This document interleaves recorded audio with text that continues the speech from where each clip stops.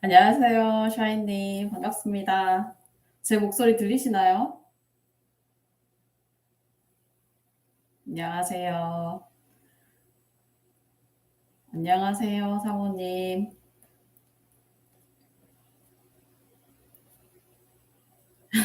목소리 들리시죠? 감사합니다. 오늘 밤에 하는 라이브 어떠세요? 겨울님, 안녕하세요. 자몽에이드님, 안녕하세요. 밤이라서 제가 라방한다고 이제 카메라도 이렇게 다른 곳에 한번 설치하고 약간 화장을 하는데 너무 신기하더라고요. 연예인 아닌 연예인 같은 기분? 네, 그런 기분이었어요. 한 30분 전부터 심장이 쿵쿵거리면서 떨리더라고요. 주말 어떻게 보내고 계셨어요? 마음 공부한다고 일기 쓰고 기록하기 이런 거 하신 분들 안 계신가요? 나 안 그래도 상은님 리뷰 봤어요. 책 재밌던가요? 상은님께 두려운 편 한번 읽어보라고 제가 말씀을 드렸는데 후기 남기신 거는 봤거든요. 아, 그게 삼행시 리뷰였구나. 다시 봐야겠네.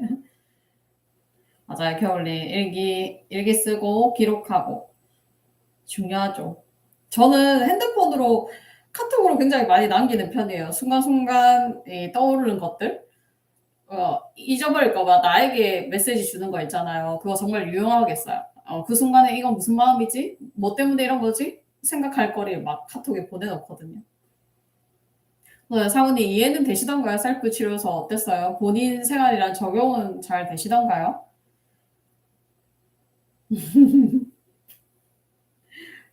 맞아요. 그러니까 거의 비슷하죠. 마음 공부하시는 분들 사고 패턴이나 감정이 비슷해요. 그래서 제 치유 과정을 담았기 때문에 저랑 똑같이 따라오시면 돼요. 맞아요. 자몽에이드 님도 기록해 놓고 있다가 나중에 상담하실 때 이제 말씀해 주시면 돼요. 맞아요, 겨울님. 어쨌든 내가 해결하지 못한 마음은 다시 또 올라오니까 계속 올라와요. 그래서 치유가 돼야지 그 마음이 사라지니까 어차피 나중에 한 번은 다시 부딪혀야 될 마음들이라면 빨리 나랑 마주쳐서 해결을 하는 게 좋겠죠. 음.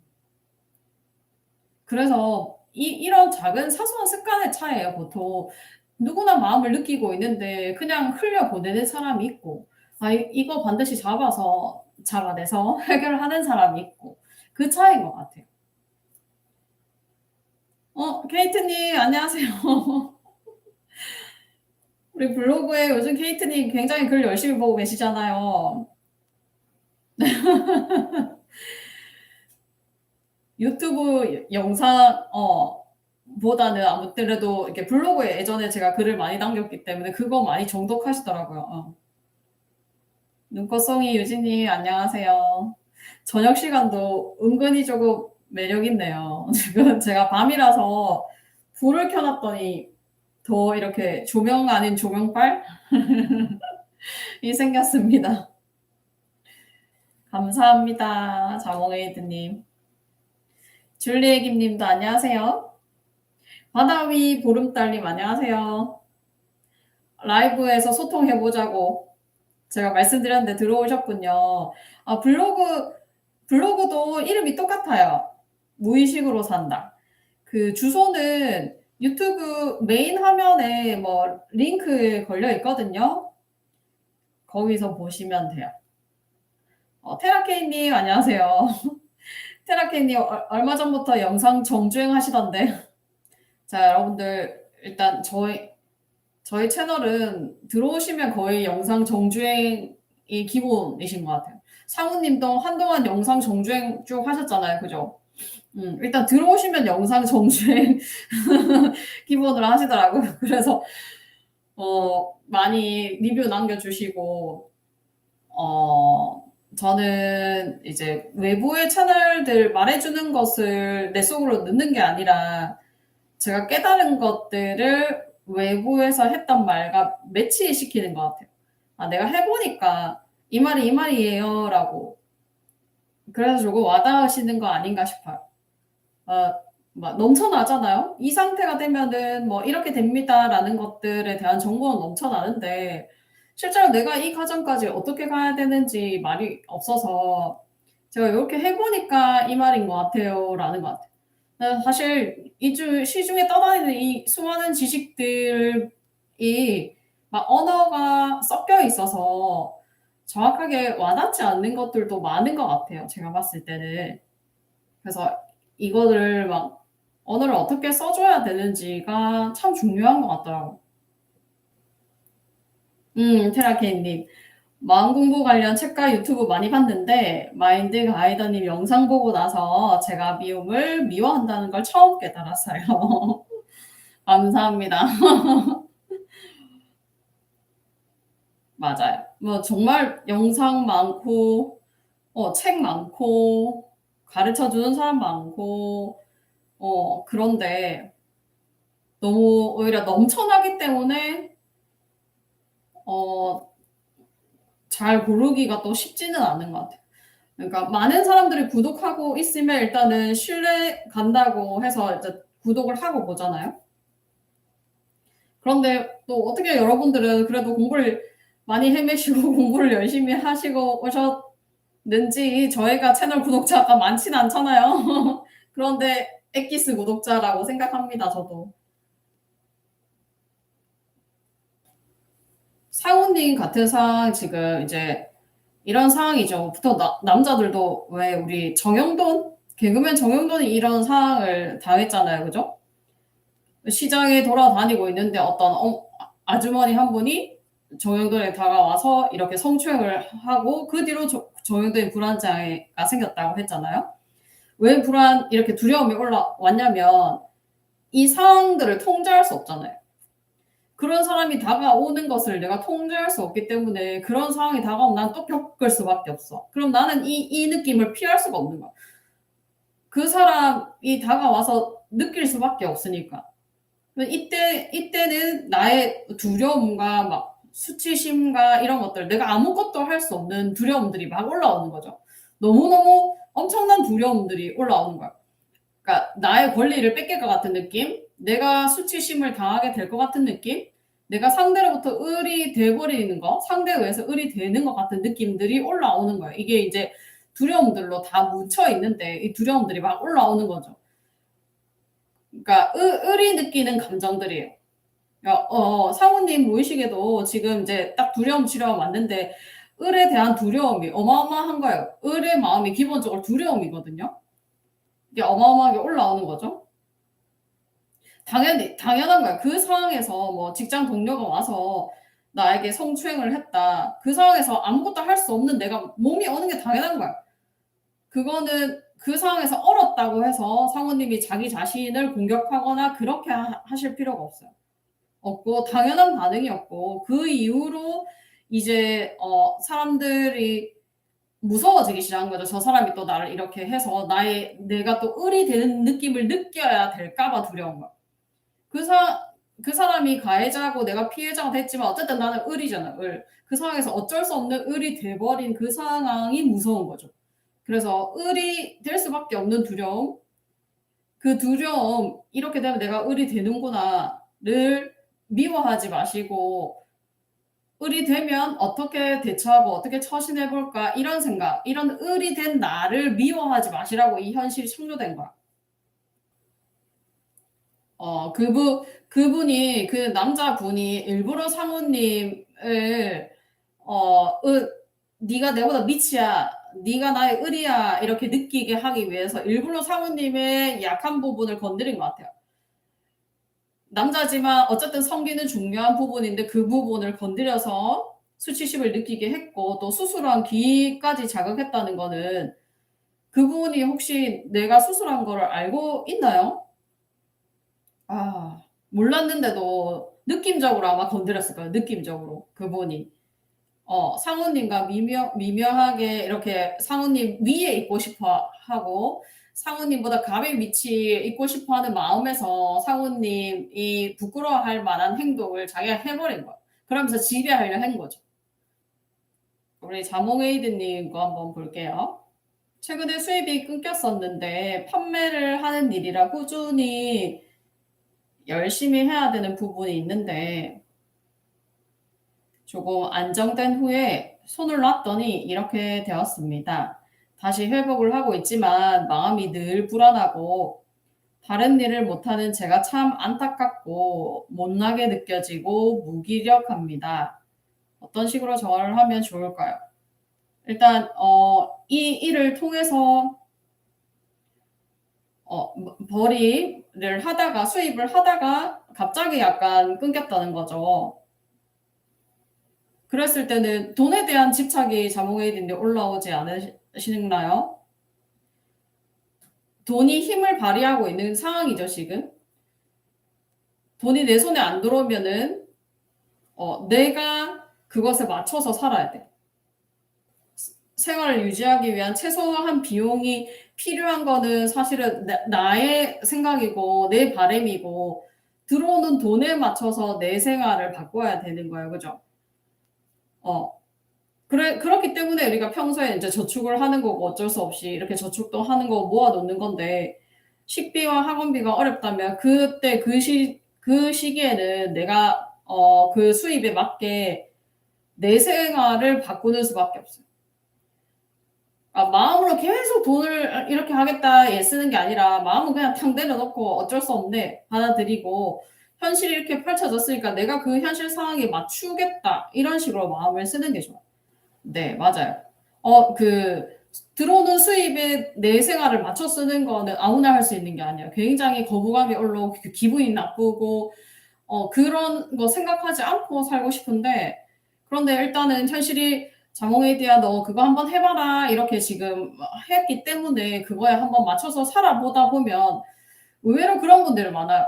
그런 경험 때문에 가계부를 쓰기 시작했고 가계부를 써 보니까 불필요한 지출들이 꽤 있었고 줄일 수 있는 것들이 좀 있었다. 그래서 그걸 줄였더니 요걸 줄여서 저축을 하기 시작했다. 이렇게 자기의 소비 패턴이나 돈이 새는 그 구석을 한번 보는 경험도 되더라고요. 오히려 반전하는 효과를 가져오더라고요.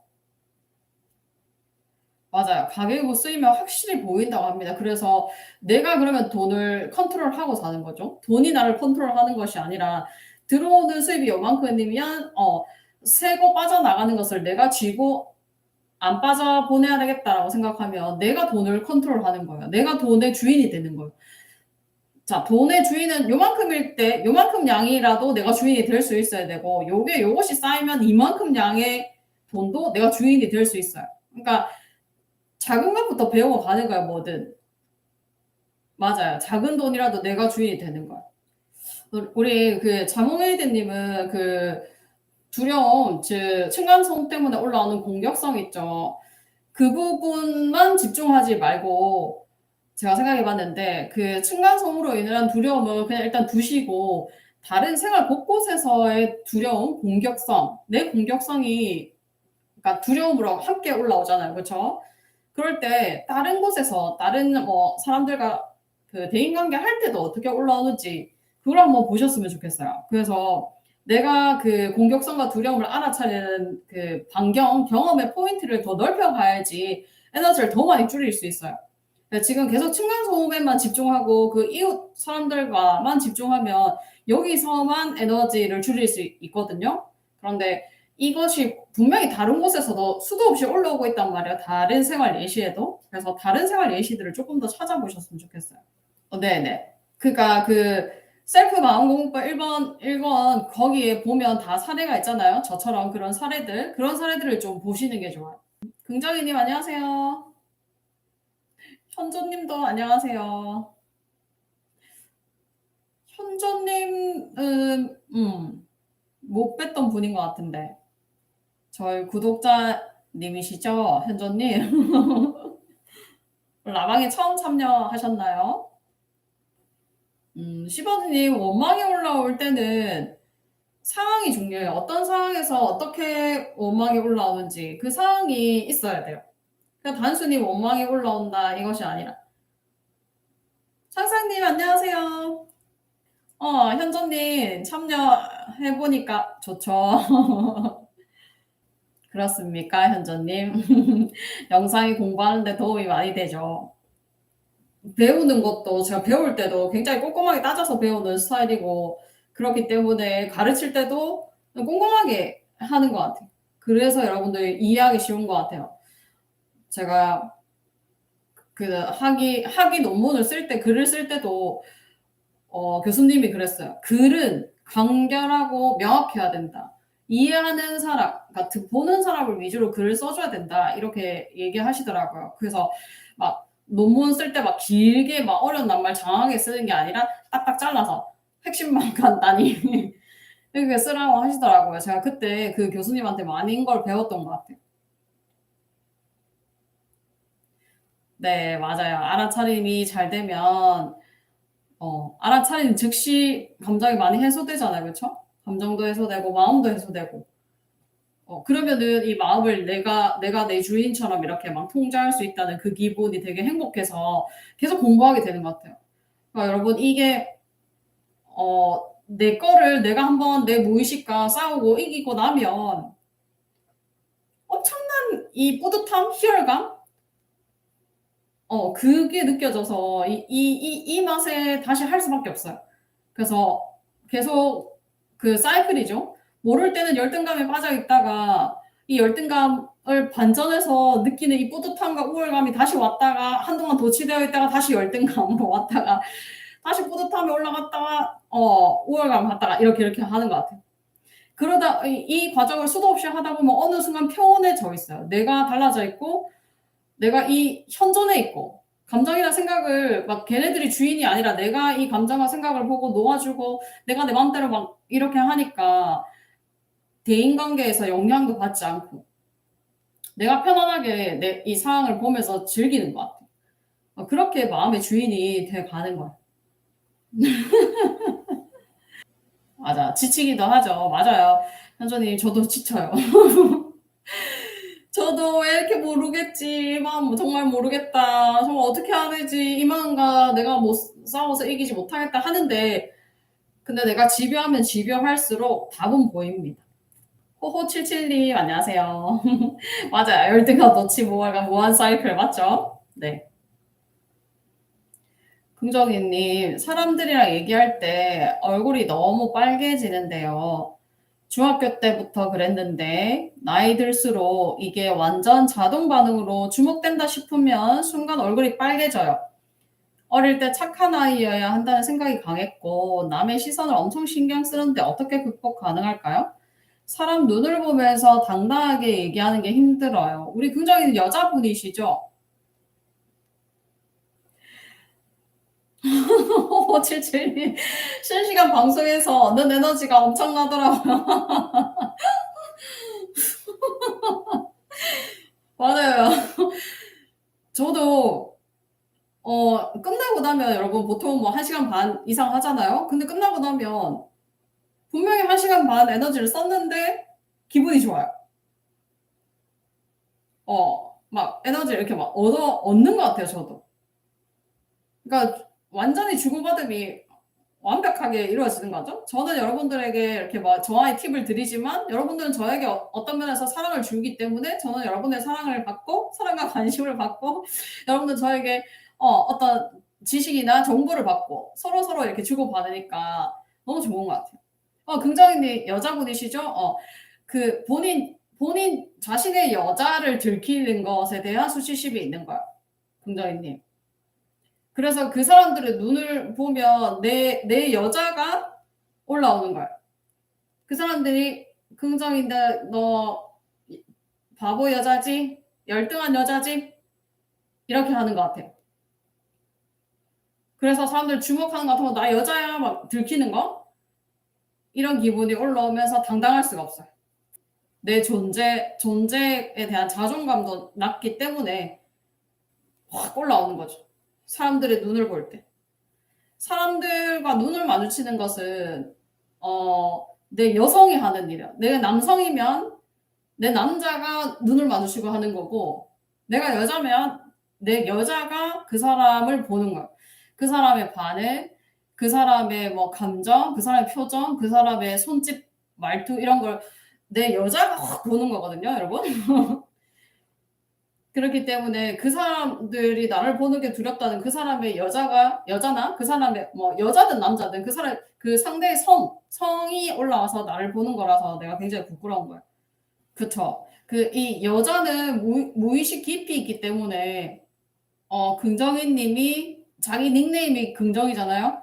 보통은 자기 닉네임과 따라가요. 그러니까 본인의 성에 대한 긍정이 필요하기 때문에 긍정이라는 그걸 메시지를 썼을 거예요. 네, 맞아요. 자무에이드님. 내 여성이 남자가 불편한 거.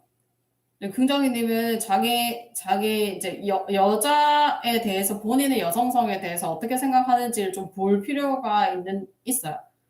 어떤 가족 정보가 어떤지.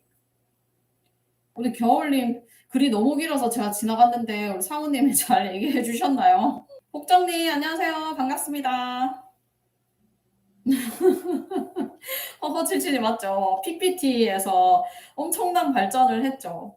안 그래도 여러분 제가 막 마스크 벗으라고 막 그런 분들이 많은데 저도 이제 제 나름의 정화 순서가 있어요. 그래서 어떤 제가 정화 과정 중에 있을 때는 파워포인트를 함께 했고 이제 얼굴을 드러내야 된다고 생각했을 때는 제 여성에 대한 것들을 많이 봤기 때문에 이제 내가 여자임을 드러내기 위해서 내 여성적 매력을 쓰기 위해서 이게 얼굴을 일부 깐 거고요. 드러낸 거고요. 그다음에 요 나머지 이 부분은 제가 이제 과제가 있는 것 같아요. 아직 본캐가 있잖아요. 본 캐릭터.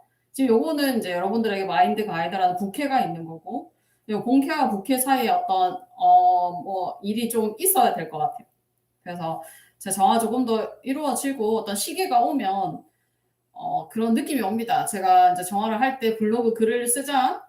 그다음에 이제 파워포인트로 하자. 그다음에 뭐 AI 쓰고 하자. 이제 얼굴 드러내자. 실시간 라이브 하자. 제 나름의 우주에서 신호를 준답니다. 그 신호를 받고 그 신호에 따라 가는 거니까 이거 조금만 더 기다려 주세요.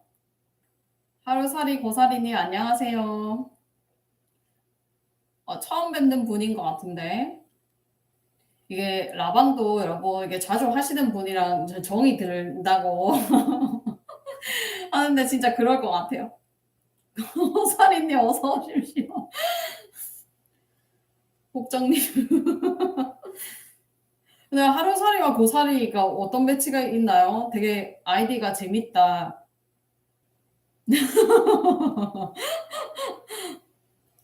현주님 마음이라는 게 막 꼬여 있어요. 내가 일단 나를 미워하고 있고 이런 나를 또 내가 이해 못하고 있고 또 이런 애를 또 미워하고 있고 그렇기 때문에 무의식 정화가 요거 봐야 되고 여기에 딸린 얘 봐야 되고 얘에 딸린 얘 봐야 되고 이게 끝도 없는 거야. 정말 실타래가 얽히고 설켜 있어서 요거를 풀어가는 과정들이 그 무의식 정화예요. 좋아요. 겨울님 요약 좋아요. 프로젝트를 본격적으로 시작하려고 했더니 발을 빼는 팀원이 지속적으로 제 의견이나 방향에 반대 의견을 내고 그 방향으로 결정이 흘러가는 것이 신경 쓰고 미운데 이것은 어떤 마음 때문일까요? 그분이 겨울님이 하는 일마다 방향을 틀려고 하는 거죠. 그게 겨울님 생각하기에는 일부러 그런다는 것 같은 느낌이라는 거죠. 겨울님 밑에 있기 싫다는 거네요. 프로젝트가 커지면 어떻게 되는데 일을 더 많이 해야 되는 거예요? 좋아요. 함께 하고 싶긴 한데 자기가 소화할 정도의 일정이었으면 하는 마음인 것 같아요. 그쵸? 그 마음을 수용해 줘야죠. 그분이랑 붙어서 어떤 부분 때문에 프로젝트가 커지지 않으려고 하는지 그걸 물어봐야 돼요. 그래서 이런 부분이 부담스럽다. 그러니까 나는 이 부분까지는 하지를 원하지 않는다 하면 겨울님이 그분과 함께 일하기를 원하신다면 그 부분에 대해서 내가 이렇게 조율을 하고 하겠다. 그 가이드라인을 함께 짜가셔야죠. 개인 일정으로 바빠서 그러면 이제 겨울님이 선택을 하셔야 될 것 같아요.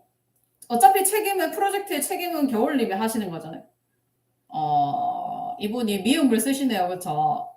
그분한테 서브로 하세요라고 했는데 서브라고 말은 하면서 서브가 아닌 의견을 내요.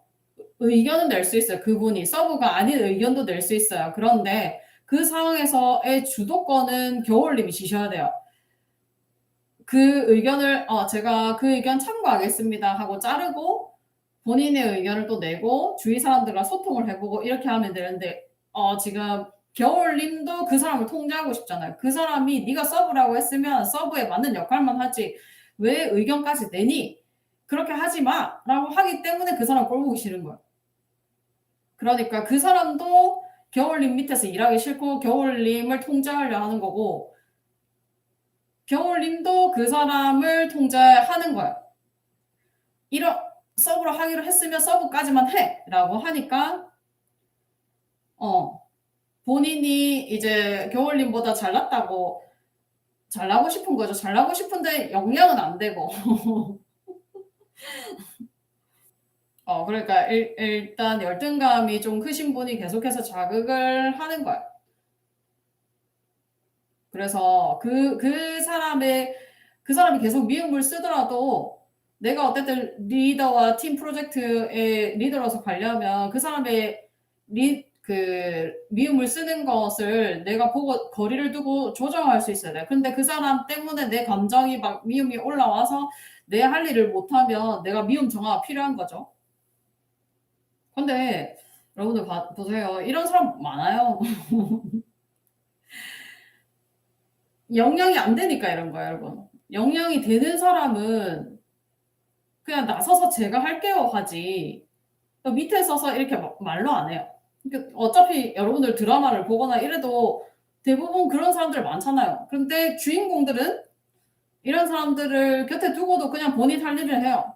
너는 니대로 어글리 페이스로 가고 더티 페이스로 가고 나는 내대로 정도로 가겠다.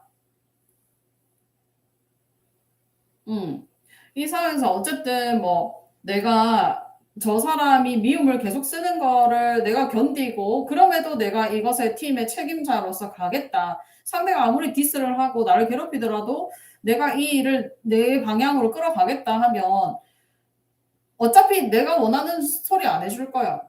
내가 원하는 거 뭐 잘했다 칭찬도 하나도 안 할 거고 어쨌든 반대만 할 거고 내가 잘 되지 않기를 바라는 말을 계속 방해할 거니까 거기에 내가 계속 에너지를 뺏기지 말고 뭘 해도 싫어하는 소리를 할 거니까 그대로 냅두고 그냥 내가 내 일대로 진행을 하면 돼요. 그냥 인정님 안녕하세요. 이름 바꾸셨어요. 세렌디피티에서 이름을 바꾸셨네요. 그냥 인정으로. 고사리님 대답하셨어요, 여러분. 고시시구나. 그럼요. 여러분, 제가 아닌 것 같아도 여러분들의 존재를 다 알고 있답니다. 손상우님. 네, 겨울님 맞아요. 이 미움을 보고 내가 막 계속 미움을 같이 쓰고 싶은지 제가 그랬잖아요. 눈눈이 하면은 내 미움이 정화 안 되는 거야. 걔는 그대로 미움 자꾸 쓰게 되고 나는 흔들리지 않고 고마이웨이 물소의 뿔처럼 혼자서 가는 거야. 내 길을 앞을 보고 쭉 갈 수 있는가. 그게 내 안에 미움도 사라지는 거야. 테라케님 지금 제가 말씀드린 거에 연결이 있어요. 상대가 미움 쓸 때 짜증은 나지만 네가 계속 미움 쓰는 애구나라고 놔두고 그냥 막 어차피 이래도 싫고 저래도 싫고 내가 하는 건 다 싫다 할 거예요. 그래서 그거를 그냥 쟤는 안에 미움밖에 없구나 이렇게 봐주는 거 너무 못 가져서 저렇구나 이렇게 봐주면 내 안에 미움도 정화되는 거야. 자, 미움 정화의 핵심은 여러분 내가 억울할 때 내 미움이 죽어요. 억울해서 미칠 것 같은데 내가 미움을 안 쓸 때 그때 내 미움이 죽는다니까요. 견딜 때 괴로울 때 그 같은 미움이 있기 때문에 괴로운 거야. 같은 미움이 없으면 웃겨 유치해 그러는구나 하고 웃는다고. 근데 같은 미움이 있으니까 괴로운 거야. 그쵸, 상우님. 맞아요. 처음부터 미웠기 때문에 계속 괴롭히는 거야. 아, 우리 하루살이 고사리님 굉장히 마음이 아픈 일이 있으셨네요. 자살 유가족이에요. 그래서 요즘 무의식 정화를 하면서 저와 엄마의 관계를 돌아보고 있는데 엄청 괴로운 작업입니다. 맞을 거예요. 이렇게 되면 어, 죽음에 대한 두려움이 생기거든요. 호호칠칠님, 이렇게 병이나 죽음이나 다 이런 것들이 여러분 일단 그래요. 이게 경험을 하는 순간 두려움으로 저장돼요. 경험을 하는 순간 이 일이 일어날까 봐 두려움으로 저장되기 때문에 내가 이 두려움 때문에 내가 원하는 거 일을 못 하게 된다고. 이 두려움이 내 일을 방해할 수 있어요. 이 두려움은 그 일이 진짜 일어날 수도 있고 없을 수도 있고 만약에 일어나야 된다면 내가 수용해야 되는 부분이겠죠. 그래서 이 두려움은 내가 원하는 것을 방해할 수도 있다는 것도 반은 인지하셔야 돼요. 그래서 이 두려움이 올라올 때 실제로 지금 우리 호호77님도 아이에 대해 뭐 이 병이 유전될까 봐 두렵다. 이 마음 자체가 내가 그런 경험들을 많이 했기 때문에 올라오는 거죠. 그래서 이 두려움에 완전히 잡아먹혀서 내가 아이를 포기를 하든지 아니면 그럼에도 내가 이거는 나를 괴롭히는 내가 원하는 일을 창조하지 못하게 하는 두려움이라고 생각하고 이 두려움을 그냥 놓아버리면 내 애기 낳아도 괜찮을 것 같은데 이런 느낌도 다시 또 올라와요. 지금은 아예 그 두려움이 어떤 두려움인지 모르고 자꾸 여기에 집착하고 느끼고 있으니까 진짜 애기 놓으면 안 되겠다라고만 생각하지만 이 두려움이 어떻게 만들어진 두려움이냐를 알면 그럴 수도 있겠다라고 생각하면 여기서 분리가 돼요. 내가 그런 일들을 많이 경험해서 이 두려움이 가짜구나라고 느끼기 시작하면 내 마음이 슉 내려가면서 나는 애를 낳아도 괜찮을 것 같은데 하는 생각들이 또 올라온다고. 그러면 과연 도대체 어떤 느낌이 진짜라는 거야. 그까지 가야 돼요. 그까지 가야지 그때 비로소 아이를 낳고 안 낳고 그때 결정해야 돼요. 그러니까 이 두려움, 그 장애아를 놓는 거, 정신적 질환을 놓는 거에 대한 두려움이 가짜일 수 있다라는 자각부터 먼저 와야 돼. 상우님도 관련되는 거예요, 이거. 제가 이제 전화 상담할 때 말씀드리려고 했는데, 가짜일 수 있어요, 여러분. 모든 건 내 경험이 만들어내는 두려움이에요.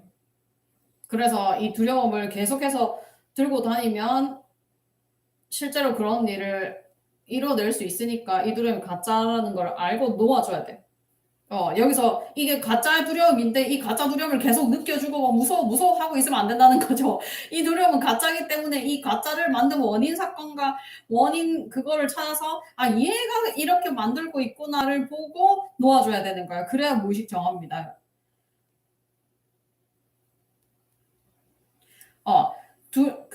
그냥 그때그때 두려움을 완전히 느껴주면 가짜 두려움이 안 생기나요? 느끼는 두려움이 아니에요. 가짜 두려우면. 두려움을 만들고 있는 애를 알아차려 주는 거야. 느껴야 할 두려움이 아니라고. 자, 두려움 중에 반은 느껴야 되는 거 맞아요. 수용해야 되는 두려움이고, 반은 버려야 돼요. 이거는 잘못 만들어진 거. 과잉 두려움이에요.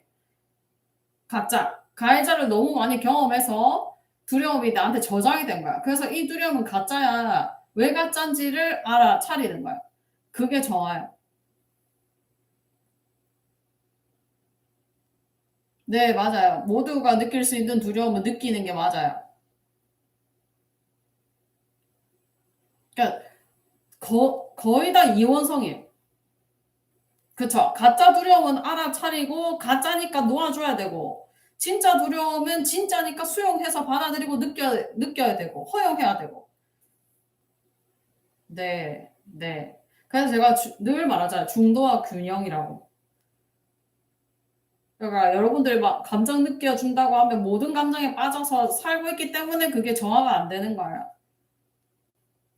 맞아요. 5577님. 그게 가짜 두려움이 일으킨다는 걸 알고 분리가 되기 시작하면 그것에 대한 정확한 생각과 판단이 올라온다는 거예요.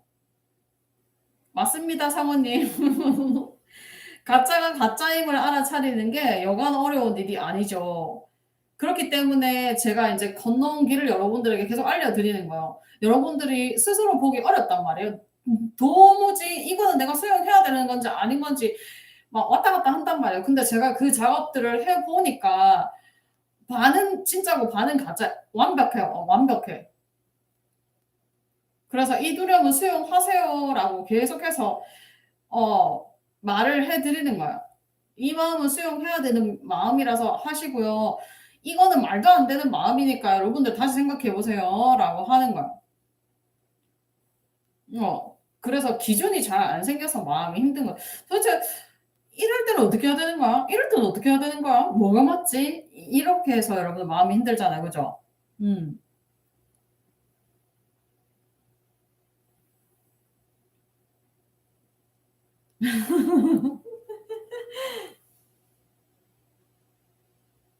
질문 잘하셨어요. 호호77님. 맞아요. 테라케이님. 그래서 내 경험이 많이 비참할수록 쓸데없는 두려움들이 너무 많이 저장되어 있어요. 그래서 그거는 내가 두려워할 일이 아니야라고 해줘야 되는 거죠. 이 두려움은 네가 수용해서 낮아지렴. 그다음에 이 두려움은 네가 안 받아들여도 돼. 이 두려움은 가짜니까 너의 마음을 너의 뜻대로 펼치렴 하고 이렇게 해줘도 되는 거죠.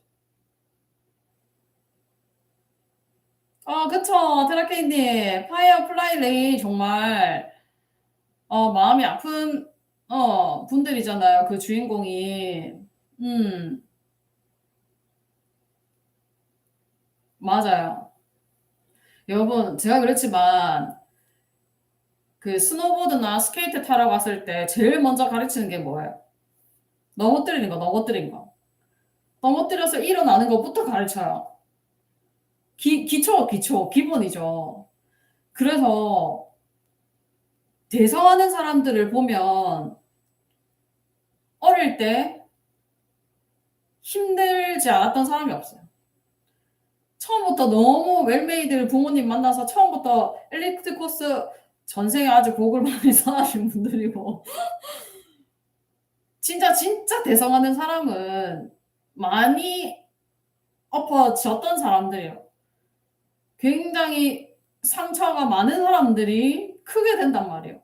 그래서 거기서 내가 그게 동력이기 때문에 이렇게 클 수 있었던 거죠. 여러분 제가 마음 공부 왜 이렇게 했겠어요? 저는 진짜 30년? 30년 넘게 우울했어요. 제가 그래서 뭐 수능이고 공부 지각 받는 거 다 공부도 제대로 할 수 없었어요.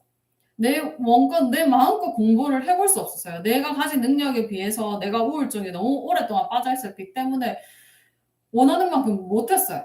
그랬는데 마음 공부라는 걸 정말 원하는 만큼 하고 있어요.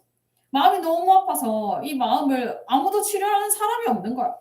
병원에 가도 약만 처방해 주고 그 사람들은 단순하게 내 이 아픈 마음을 잘 모르는 어느 정도 아픈지 모르는 거죠. 이걸 어떻게 해야 치유해야 되는지 잘 모르고 막 돈만 받아서 다들 그 순간에 이거를 아픈 나를 이용해서 돈을 받으려고 하지 저렇게 괴로워 죽겠는데 나처럼 힘들어 죽겠는데 치유하는 사람이 없단 말이에요. 그게 너무 답답해서 '내가 내를 치유해야 되겠다.'고 생각한 거예요. 음. 그래서 나의 이 고통과 괴로움이 이렇게 남들에게 치유를 도와줄 수 있을 만큼 능력이 쌓인 거죠. 지금은 감사합니다. 정말 오늘도 아까 사실은 지인과 전화하면서 울었는데 너무너무 힘들었어요. 도대체 몇 살 때로 돌아가도 아주 어린 시절로 돌아가서 그때도 괴롭고 괴로워하고 있었고 그때도 마음이 아팠었고 열 몇 살 때도 마음이 아팠었고 13살 때도 아팠었고 7살 때도 늘 과거의 기억 속에 내가 마음이 안 아팠던 적이 없어요. 모든 순간들이 괴로웠었다는 걸 자각하고 이제 최근에 마음이 좀 편안해졌다는 걸 알면서 그 아픔들이 있었기 때문에 제가 이렇게 마음에 대해 집착하고 집중적으로 할 수 있었던 거예요, 여러분. 넘어지는 것부터 경험한 사람들이 크게 잘할 수 있어요. 유유 맞아요. 제가 이제서야 제 인생 사는 것 같아요, 여러분. 이제서야 감사하다 생각하고 제가 가진 능력을 이제 발휘하는 것 같아요. 유튜브 운영할 때도 처음에는 막 집착으로 나는 이렇게 열심히 하고 막 사람들 좀 알아줬으면 좋겠는데 나 건 진짜 진짠데 거짓말 안 하는데 왜 이렇게 안 알아주나 이렇게 애가 타는 마음도 많았어요. 그러니까 유튜브 하는 과정들이 저에게 정화 과정에 많이 도움이 됐기 때문에. 그런데 제가 어느 순간 에너지가 딱 바뀌었어요. 내가 이렇게 노력해서 인정받는 게 아니라 그냥 사람들의 눈이 나를 알아봐 주면 좋겠다. 당신들이 나를 사랑해 주면 좋은데 내가 편한데 내가 애써서 노력하고 집착해서 사랑받는 것보다 그냥 나 가만히 있어도 여러분들이 많이 와 주면 참 편안하겠다. 이렇게 하기 시작하니까 구독자가 많이 느는 거에 대해서도 별 그렇게 생각이 안 들고 마음이 편해졌거든요. 그러고 나서 오히려 구독자가 더 쪼끔씩 더 잘 느는 것 같아요. 여러분들이 더 많이 인정해 주기 시작했고 더 많이 도움된다는 얘기가 많이 들리고 그쵸 여러분. 저 너무 힘들었어요 진짜. 여러분들도 힘들었고 힘들었으니까 이 길 오신 거잖아요. 맞죠? 나만 알지 누가 알겠습니까? 그렇지만 또 이 힘듦이 있었기에 제 유일한 목표는 대를 끊는 거였어요. 절대로 워낙 제가 오랫동안 힘들었기 때문에 요거를 내 밑으로는 절대로 남기지 않겠다. 내 선에서 무조건 다 끝내겠다. 대를 끊어야 돼요.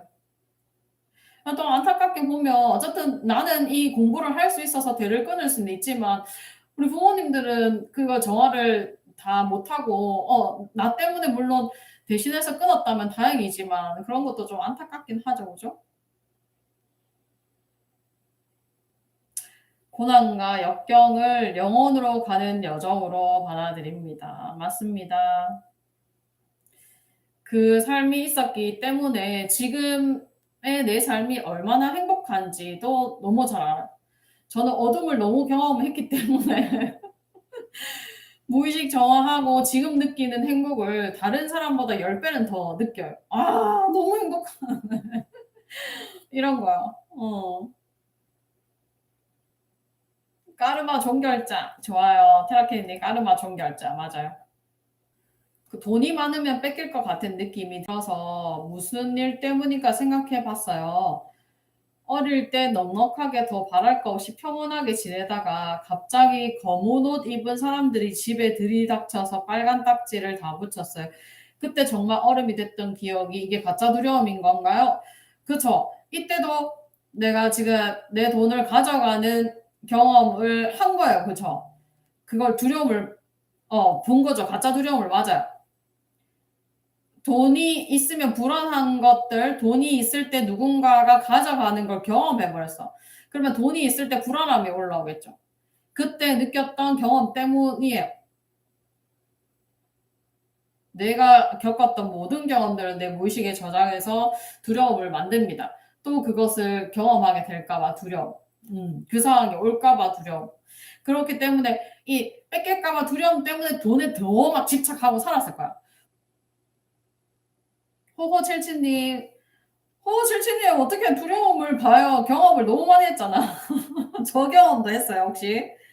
아이고 이렇게 가해자를 봤던 모든 것들은 내 경험 무의식 속에 두려움으로 다 저장되어 있어요. 님. 상호님이 아직 본인의 그 좋은 점을 못 봤다고 했잖아요. 자식이 나랑 똑 닮았어요. 나의 좋은 점을 싹 내가 지금 재긍정을 많이 했잖아요. 그걸 보고 나와 똑같은 아이의 모습을 보면서 '너무너무 예뻐. 어떻게 저렇게 예쁠 수가 있지?' 하게 돼요. 그러니까 무의식 청원을 하면서 내 부족한 점보다 긍정적인 점을 더 많이 보기 때문에 그렇게 되고 또 애기한테서 배워요. '어떻게 저렇게 이 상황에서 이렇게 예쁘게 표현할 수 있지? 참 내가 부족하다. 너를 보고 내가 배우리.' 하게 돼요. 우리 라방이 훈훈하네요.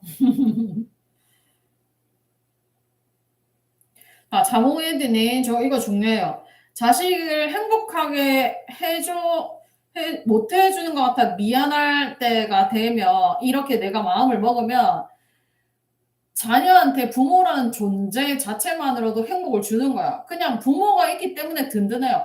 부모가 잘하든 못하든 내 존재가 너한테 많이 주는 거야. 이렇게 해야지. 내가 못해줘서 미안해하면 그 시선으로 자식이 나를 본다니까요. 그래서 실제로 아이가 느끼기에 부모를 보면서 나는 우리 부모님한테 많이 받는 것 같아. 좋은 것 같아. 이 느낌이 있었음에도 불구하고 부모가 자꾸 내가 못해줬지라고 주입을 하면 애가 나중에 역으로 '내가 진짜 못 받았는가 보네? 나 진짜 물질적으로 지원 많이 못 받았구나.' 이렇게 생각해요. '난 정신적으로 많이 못 받았구나.' 이렇게 생각한다고. 그러니까 내 느낌을 자녀에게 주입하지 말고 자녀들이 나에 대해서 어떻게 생각하는지 역으로 들으라고. 그거는 내 생각이에요. 내 생각. 내 생각으로 내가 못 해줘서 그렇다는 건 내 생각이고 자녀가 나에게 뭘 요구하는지 뭘 필요로 하는지 그걸 들어야 되는 거야. 내 생각에 빠지지 말고. 역으로 주입하면 안 돼요. 그래서 여러분 제가 상담할 때 보면 부모님이 나에게 물질적으로 해준 게 없어요. 뭐 이렇게 "내가 니한테 물질적으로 이렇게 지원을 많이 해 줘서 미안하다, 미안하다." 이 말을 듣고 산 아이는 "부모님이 나한테 물질적으로 해준 게 없어요."라고 말을 한다고. 그거 자체가 잘못된 거예요. 부모님은 낳아 주고 길러 주고 입혀 주고 먹여 주고 어쨌든 엄청나게 많은 걸 주는 사람이에요. 근데 돈으로 못 해 줘서 미안해하면 걔가 돈에 대한 관념이 생겨 버려요. 그래서 그 부모가 관념을 만든 거죠. 본인은 잘 해줘 놓고 돈으로 해준 게 없어라고 하면은 부모의 그 관념 '돈으로 해 줬다.'라고 생각하는 그 관념이 애한테 생긴다고. 너무 열불을 토해서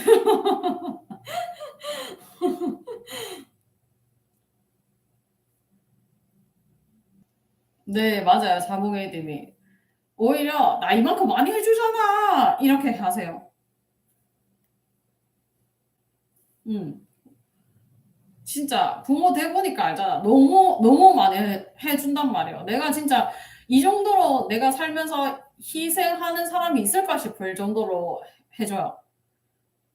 저는 맨날 아이한테 얘기해요. "내가 세상에 태어나서 제일 사랑하는 사람 누구? 엄마가 살면서 제일 사랑하는 사람 누구?" 막 엄청 성질을 내고 나서도 "내가 그래도 제일 사랑하는 사람 누구?" 하고 해 준다고. "내가 이만큼 너를 사랑하고 있고 잘하든 못하든 어쨌든 너에게 최선을 다해서 주려고 하고 있다."라는 것들 내가 못하고 있다는 거 내 입으로 말할 필요가 없어요. 그러면 애가 더 받으려 하죠. 받고 있는 소중함을 모르고 이렇게 많이 받고 있는 걸 모르고 결핍감이 생기게 만든다는 거. 네 화이팅님 화이팅님도 처음 뵙는 분 같은데 저는 자녀를 낳고 싶은데 다낭성 난소증후군, 난소의 혹, 자궁 내막증까지 다양한 부인과 질환을 갖고 있어서 임신 못할까 봐 많이 두려워요. 이성 관계에서도 이 사실을 말하지 못하고 괜히 내가 생식 능력에 하자 있다고 느껴지고 매력 떨어져서 무시당하거나 열등하다고 느끼고 싶지 않아서 남자친구들을 먼저 무시하고 그랬던 것 같아요. 자, 화이팅님. 내 부족한 점은 뭐 난소증후군, 난소해혹, 자궁 내막증이 있어서 임신을 못하는 거 아니에요. 내가 그렇다고 인간관계를 만든 거예요. 그것 때문에 내가 임신을 못할 것이라고 내가 연결시켰다고 내가 인간관계를 만든 거야. 내가 만든 두려움이기 때문에 상대도 진짜 그것 때문에 두려워하는지 상대도 그렇게 생각하는지 상대에게 선택권을 넘겨요. 나는 이런 사람이야. 내가 이래. 내 몸은 좀 이래. 그럼에도 나랑 결혼을 하겠다면 그건 너의 의견을 존중하겠어. 이렇게 공을 넘겨야 돼요, 여러분. 이 상황에서 숨기고 뺏는 마음으로 그 사람과 관계를 하면 내 무의식과 똑같이 뺏는 마음을 가진 사람이 나에게 상대에게 온단 말이에요. 그러니까 이 상황에서는 내가 오히려 내 모든 걸 오픈하고 주는 마음을 써야 돼요. 줄 때 그 사람도 주는 마음으로 그래도 화이팅아 괜찮아 하고 온다는 거죠. 반드시 이성관계 하실 때 여러분 중요해요. 나의 취약한 점, 약한 점 모든 걸 다 오픈해야 돼요. 드러내라고. 그게 오히려 나에게 더 돌아오는 게 많아요.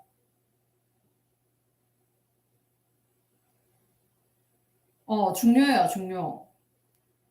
나는 당신이 이렇게 좋지만 당신이 그런 부분을 너무 중요하다고 생각한다면 그래서 내가 당신의 욕구를 내가 충족해 줄 수 없다면 당신이 원하는 사람을 찾아가세요.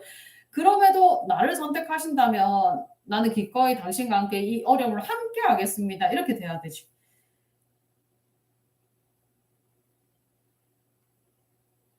오히려 드러내야 돼요.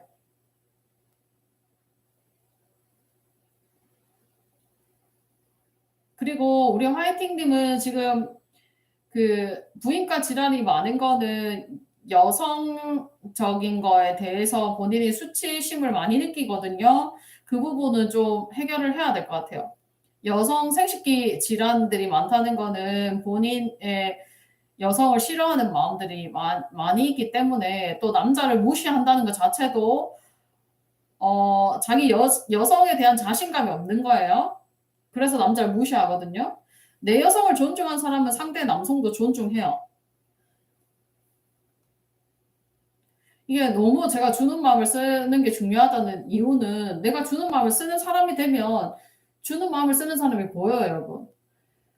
좋은 사람 만나고 싶잖아요. 내가 받으려는 마음을 쓰고 있을 때는 그런 사람들이 곁에 와도 이 사람들 무시하고 몰라봐요. 내가 을의 마음이 얼마나 소중한지 내가 알면 상대가 을을 써줄 때 감사하다고 생각한단 말이에요. 근데 내가 을을 무시하는 사람이면 상대가 을을 쓸 때 무시한단 말이에요. 을을 마음을 쓰는 사람들이 좋은 사람이에요, 여러분. 을의 마음은 아무나 쓸 수 있는 게 아니에요. 을의 마음을 써주는 사람이 진짜 좋은 사람인데 이 사람들을 몰라보는 거죠. 을의 마음을 인정한 사람만이 주는 마음도 쓸 수 있다고.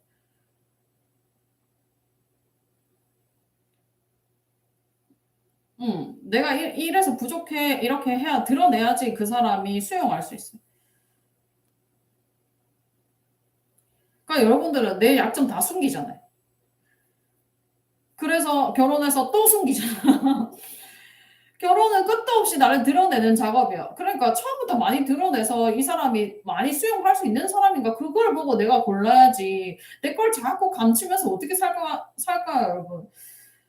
한 가지의 거짓말을 숨기기 위해선 10가지의 거짓말을 더 못해야 된다 했어요. 그렇게 살면 힘들잖아요.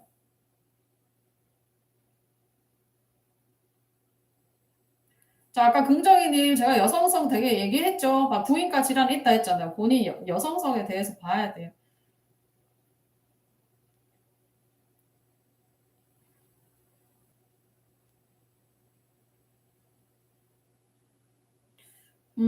맞아요. 여성성인 문제가 있는 분들이 대체로 성추행이나 이런 것들을 경험합니다. 그런 부분에 대해서는 이제 비방용실이니까 나중에 따로 얘기를 해보고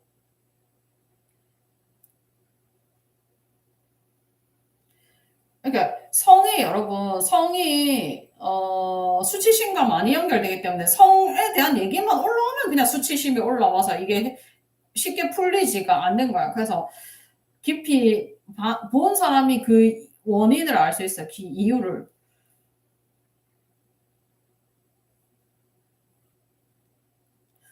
세영님, 요거 6개월 아기가 자주 아파서 제 마음도 아파요. 분유 알레르기가 생겨서 치료받다가 소변에 균이 나와서 병원 다니다가 설사가 오고 그게 끝나갈 쯤에 기관지염이 오고 계속 이렇게 반복되니까 제가 뭘 잘못했나 죄책감이 들어요. 모유를 많이 못 줘서 그런가, 내가 어떤 면에서 잘못 키우고 있는지 제가 통제할 수 없는 일들을 정말 힘들어요. 통제할 수 없는 일들에 내가 죄책감을 느낄 필요가 없어요. 사장님, 원래, 잘 봐요. 어떤 문제에서는 남 탓과 내 탓을 분명하게 해야 될 필요가 있어요. 근데 지금 이 상황에서는 왜 내 탓을 하지를 의문을 가져야 돼요. 엄마들이 이래서 본인들이 마음이 힘든 거예요. 애를 낳았을 때 모유 수유가 뭐 이렇게 건강과 연결을 준다? 이거 물론 맞을 수도 있겠지. 그런데 엄마의 건강한 심리만큼의 큰 영향을 주지는 않아요. 모유 수유 막 1년 했다, 2년 했다, 이렇게 막 자신감 뿜뿜은 있는데 본인이 우울증이면서 모유 수유 1년 했다, 2년 했다. 아무런 효과가 없다고요. 모유 수유를 오래 하지 않아도 저도 모유 수유 100일밖에 못 했어요. 왜냐? 애기 놓고 이 강박증에 산후우울증이 와가지고 정신과 약 먹어야 돼가지고 끊었거든요. 근데 그렇다고 내 잘못이라 생각 안 해. 나 때문에 우리 아이가 마음에 병이 생기면 그거는 그 아이가 또 해결해야 될 문제고 내가 그걸 지켜봐야 될 거지. 내 탓으로 기인할 필요가 없다는 거야.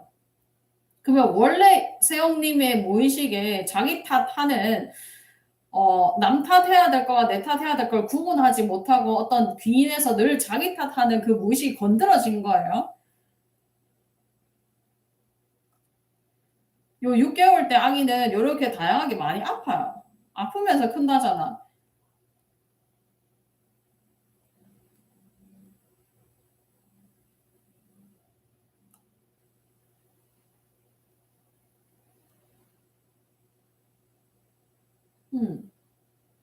맞아요, 세영님. 그 현실 상황을 내 무의식을 건드리는 요소로 쓴 거예요, 그냥. 한번 생각해 보세요.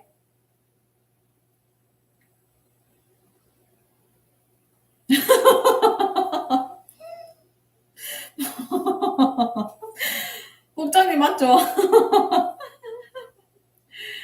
아니, 너무 안타까워서, 너무 그 일들을 다 내 탓으로 해서 내 마음을, 안 그래도 6개월짜리 아기 키운다고 힘들 텐데, 뭔가 마음이 부서져라 키우고 있을 텐데, 그걸 또 내 탓까 해서 내 마음까지 힘들면 얼마나 마음이 아파요. 그러니까 그렇게 하지 말라고 내가 제발 본인 마음 아픈 일을 본인이 만들지 말라고 얘기해 주고 싶어요.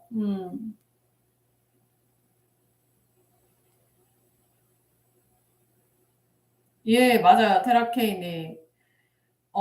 이원성이기 때문에 두 가지야 늘. 어떤 상황에서 미움이 발생할 때, 분명히 이건 내 탓인데 상대 탓이라고 하기 때문에 미움이 발생하는 거고, 그걸 잘 봐야 돼요.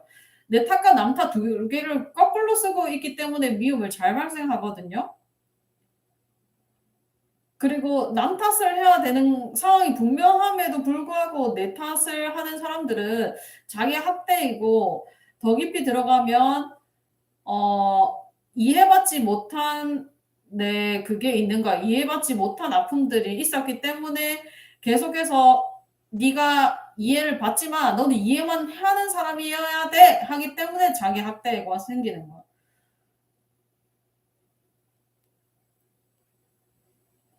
제재님 감사합니다. 밤이라서 조금 더 화려하게 신경을 써봤어요. 감사합니다. 자기 학대에고의 근원은 쭉 따라가다 보면 어, 이해받지 못한 아픔이 만든 거예요. 그래서 계속 애쓰고 살아. 너는 힘들게 살아. 힘들게 살아. 노력만 해야 돼. 맞춰만 줘야 돼. 주기만 해야 돼. 이렇게 못 받게 만든 거. 그래서 나만 계속 괴롭히는 거죠. 네.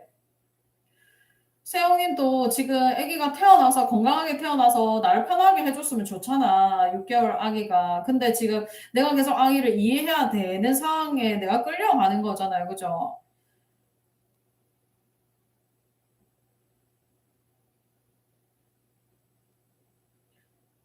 1212 1212님 맞나요? 잘 듣고 있어요.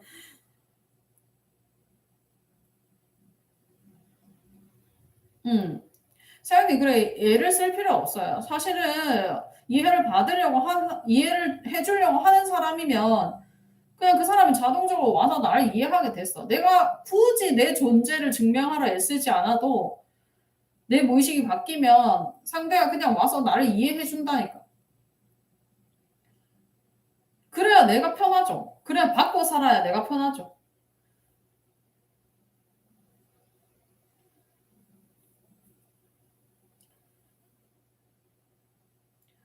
줄리의 김님이 정말 조용히 들으셨네요.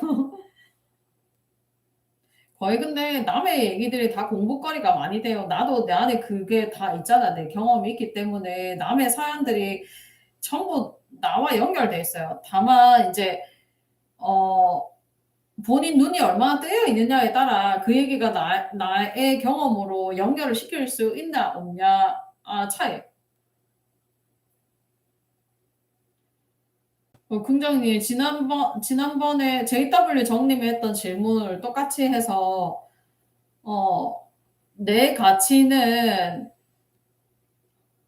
내 가치가 있다 없다를 부모님이 정하셨을 거예요. 그 가치가 진짜인지 아닌지를 찾아보세요. 내가 어떻게 해야지 가치 있다고 생각하는지 내 스스로한테 한번 물어봐요.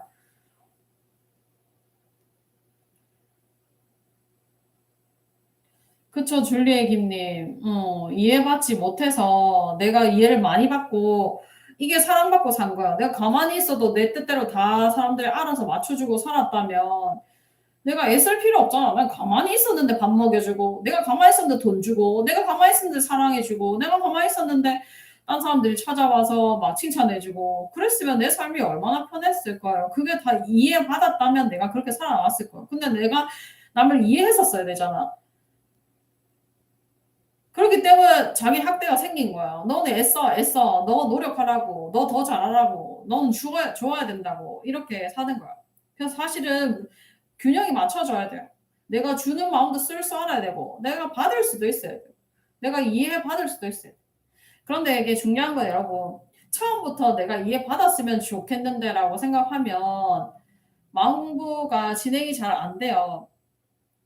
그래서 내가 먼저 주는 마음을 쓰고 그다음에 그 쓰는 능력이 있을 때 내가 근데 주는 마음도 괜찮은데 당신들이 나에게 주는 마음을 좀 써 줘라. 그것도 참 행복하겠다. 이렇게 내가 이제 마음속으로 자기 학대고 끝에 딱 죽으면서 받고 싶다라는 마음을 일으키면 그때 비로소 채워져요. 마음 공부가 좀 단계가 있어요. 오늘도 재미있으셨나요? 오늘 어땠어요? 소감 한마디씩 한번 나눠 볼까요? 저는 이거 끝나고 시원한 맥주를 한잔 하고 싶어요.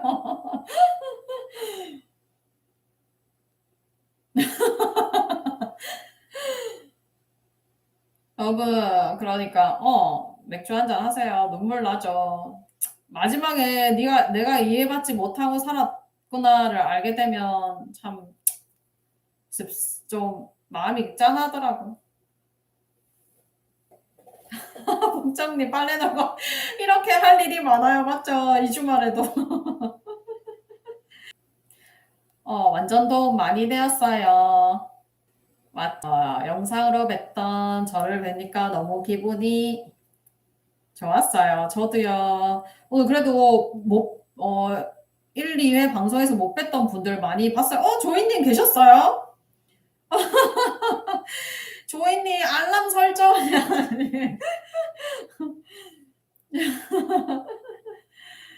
선상님도 듣고 계셨어요. 여러분 오늘 진짜 중요한 내용 많았어요. 그쵸? 매번 라방이 참 중요한 내용인 것 같아요. 이거를 제가 말씀드린 걸 여러분도 마음속으로 딱 느끼는 순간, 그 말이 그 말이었어 하면서 진도가 빨라질 거예요.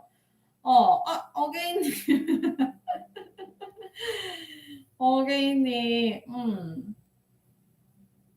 긍정희님은 조금 공부해야 돼요. 그 여성성에 대한 문제는 좀 뿌리 깊은 무의식이라 공부를 많이 해야지 이해가 될 거예요.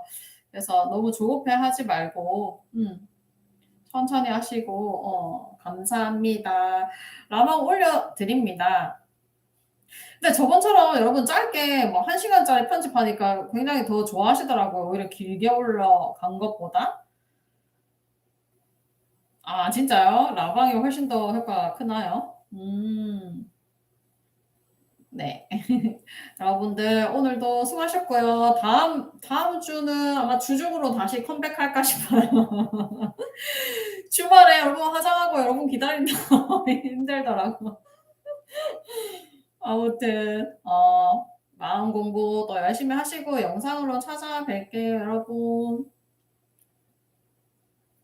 안녕.